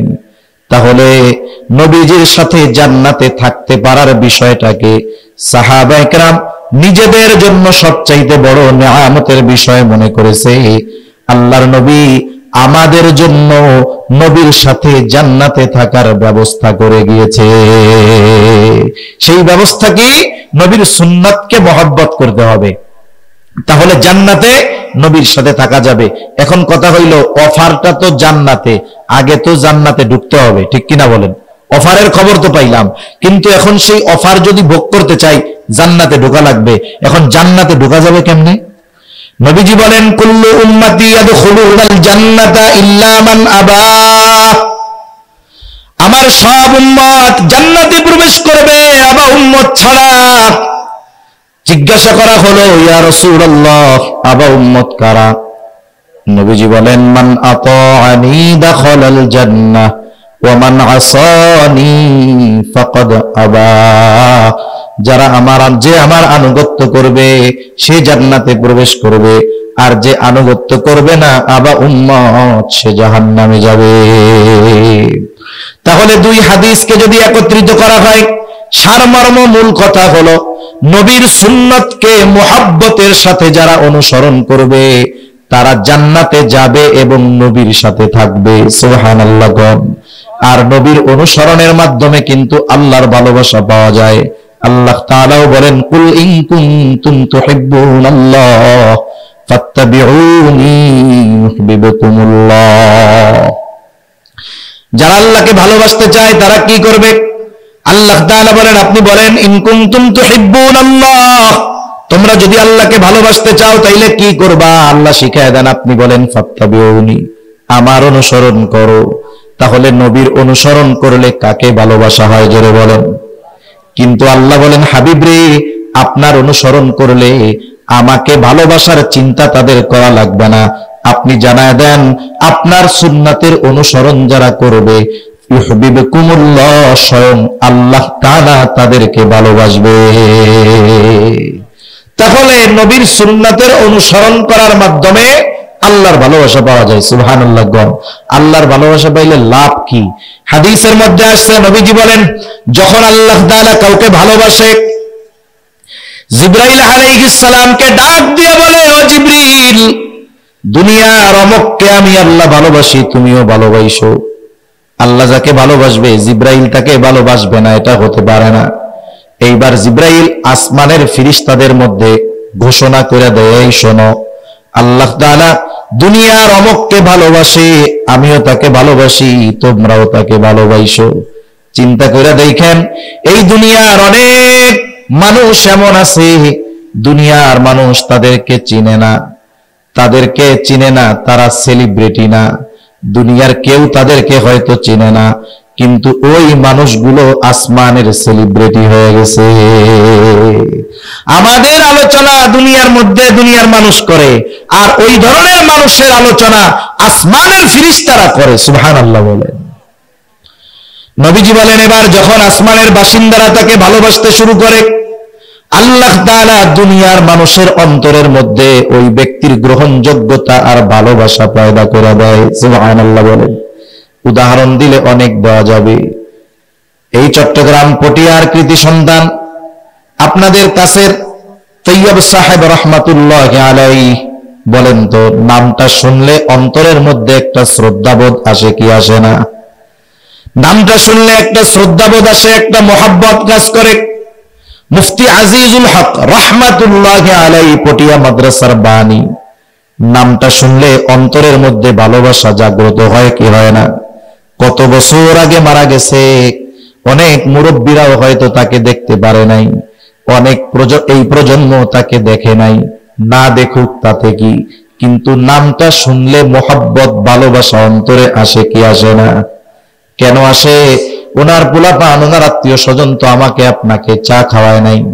খুবাইব সাহেব আমাদের দাওয়াত দিয়ে চা খাওয়াইয়া কয় নাই যে আমার আব্বারে একটু ভালোবাসেন। এখন কথা হইল, এরপরেও তাদের গ্রহণযোগ্যতা ভালোবাসা আমাদের মধ্যে কেন? বলে আসমানের মালিকের ভালোবাসা যখন পাওয়া গেছে, দুনিয়ার মানুষের ভালোবাসার গ্রহণযোগ্যতা আল্লাহ তাআলা দিয়ে দিয়েছে। সর্বশেষ কথা একটু চিন্তা করেন, এই কথাটুকু নিয়ে পাইবেন। শেষ কথা, আমার জীবনটাকে সাজাবো কেমনে? হায়াত খুব অল্প, আমাদের সকলকে চলে যেতে হবে। এই জন্য বুদ্ধিমান হলো সেই ব্যক্তি যে নিজে আখিরাতের পাথেয় সংগ্রহ করে ওই সফরের জন্য প্রস্তুত থাকে। শেষ একটা কথা বলে আলোচনা শেষ করি। বাংলাদেশের প্রত্যেকটা মসজিদে একটা একটা লাশের খাটিয়া থাকে, ঠিক না? ওই খাটিয়ায় একদিন আমাকে আপনাকে উঠতেই হবে, কোনো সন্দেহ নাই। আমাকে আপনাকে মরতেই হবে, কোনো সন্দেহ নাই। একটু হৃদয় দিয়ে চিন্তা করেন, একটু ভাইবেন, যেই কথাগুলো যেটা বলি একটু চিন্তা করেন। আমি আপনি যখন দুনিয়া থেকে চলে যাব, মারা যাব, আল্লাহ না করুক এইখানে যদি কেউ মারা যায়, এইখানে যদি কেউ মারা যায়, তার লাশটা কিন্তু বাকি রাত যেই বিছানায় সে গত রাত্রে ঘুমায়া ছিল, ওই বিছানার মধ্যেও তার লাশটা উঠাবে না, ঠিক কিনা বলেন? মারা গেলে লাশটা বাহিরে রাইখা দিবে, সর্বোচ্চ বারান্দার মধ্যে নিচে ফালায়া রাখতে পারে। স্ত্রী বলবে না যে তার জন্য তো বিছানা করে বসেছিলাম, দুনিয়া থেকে তো চলেই গেল, আজ রাতটা তার বেডরুমেই খাটের উপরে লাশটা থাক, রাখবে নাকি? একটু চিন্তা করে দেখেন। আমাকে আপনাকে মৃত্যুর পরে গোসল দেওয়া হবে, কাফন পরায় দেওয়া হবে, খাটিয়ায় করে জানাজার জায়গায় নিয়ে যাওয়া হবে। আমার আপনার জানাজা শেষ, এইবার যেই জায়গায় আমাকে একাকী ঘরে রেখে আসবে, কবরে লাশটা নিয়ে ওখানে চলে যাবে। সবাই যাবে, 2জন বা 3জন লোক কবরের মধ্যে নামবে, উপর থেকে 2-3 জন আমার আপনার লাশটাকে নিচে নামায়া দিবে। এই লাশটা যখন কবরস্থ করে, এই সময় একটা দোয়া পড়ে, বিসমিল্লাহি ওয়া আলা মিল্লাতি রাসূলিল্লাহ। এইটা হলো কবরের ভিসা। কবরের কি বলেন তো? ভিসা। এখন অনেক সময় শুনেন না, ভিসা জালিয়াতির কারণে মামলা হইছে। এক দেশের ভিসা জালিয়াতি করছে, এখন ওই দেশের এম্বাসি আজীবনের জন্য ওই লোককে ওই দেশে প্রবেশ করা নিষিদ্ধ করে দিছে। কবরের মধ্যে আমাকে আপনাকে রাখবে, রাখার সময় বলবে বিসমিল্লাহি ওয়া আলা মিল্লাতি রাসূলিল্লাহ। আমরা হয়তো অনেকের ব্যাপারে বলেছি, একদিন আমার আপনার ব্যাপারেও এই কথাটা বলবে। এখন এই কথাটার সারমর্ম কি? বুজুর্গানে দিন বলেন, এই কথার সারমর্ম হলো যে বলা হয়, আয় আল্লাহ, আপনার নামে এমন এক ব্যক্তিকে এখন কবরের মধ্যে রাখতেছি, যেই ব্যক্তির গোটা হায়াত ওয়া আলা মিল্লাতি আই ওয়া আলা সুন্নতি রাসূলিল্লাহ, রাসূলের সুন্নাতের উপরে অতিবাহিত হয়েছে। তার মানে যখন সে মারা গেছে তখনও সে সুন্নতের উপরে ছিল, এখন তাকে কবরস্থ করতেছি, এখনো সে সুন্নতের উপরে আছে। এই কথা বলে আমাকে আপনাকে কবরে রাখা হবে, সবাইকেই রাখা হবে। ওই যে শাহবাগের মুরগি কবির, ওকেও রাখা হবে। আমার মনে হয় নাস্তিক হুমায়ুন আজাদকেও এই কথা বইলাই রাখছে। তসলিমা নাসরিন, ও তো ওর দেহ মেডিকেলে দান করে দিছে, ওর আর কি হবে? মুসলিম পরিচয় যদি হয়, কবরেই দোয়া পড়ে রাখবে। আমি কাউকে কষ্ট দেওয়া আমার উদ্দেশ্য না। দেখা গেল এই দোয়াটা এমন ব্যক্তির ব্যাপারে বলা হলো যে জীবনে কোনোদিন সুন্নাতের দ্বারের কাছে যায় নাই, তার মুখের মধ্যে নবীর সুন্নাত দাড়ি নাই, জীবনে কোনোদিন সুন্নাতের পাবন্দি করে নাই। এখন বলেন, সুন্নাতবিহীন ওই লোকটাকে যখন কবরে রাখা হবে, তার ব্যাপারে বিসমিল্লাহি ওয়া আলা মিল্লাতি রাসূলিল্লাহ এই কথাটা সত্য হবে নাকি মিথ্যা হবে? অনন্তকালের যেই সফর, তার প্রথম ঘাঁটি কবর, ওইখানে আমাকে আপনাকে যদি মিথ্যা কথা দিয়ে রাখে, তাহলে ওই জায়গায় তো আমার ভিসা ডুপ্লিকেট হয়ে গেল। এজন্য সর্বশেষ কথা, যে আমাকে যে ভালোবাসে, আমি তার জন্য ভালোবাসার প্রতিদান দিতে, জীবনও দিতে তৈরি থাকব। সেই নবী যার জন্য আমি জীবন দিতে প্রস্তুত, আমাদের অবস্থা যদি বলে নবীর মোহাব্বতে জীবন কারা দিবা, সব দিয়া দিবে। যদি কই নবীর মোহাব্বতে জীবন আপাতত দেওয়া লাগবে না, দাড়ি নাই, দাড়িটা রেখে দাও, বলে হুজুর পরে। এ ভালোবাসা আসলে ভালোবাসা হইল না। এ ভালোবাসাকে আসলে ভালোবাসা হইছে? যার জন্য জীবন দিতে পারবা তার জন্য তুমি দাড়ি রাখতে পারো না, যার জন্য জীবন দিতে পারবা তার জন্য তুমি সুন্নতি লেবাসে চলতে পারো না। তাইলে তোমার এই ভালোবাসা ওই সেই বন্ধুর মতো যে মুসিবতের সময় আগে বলায়।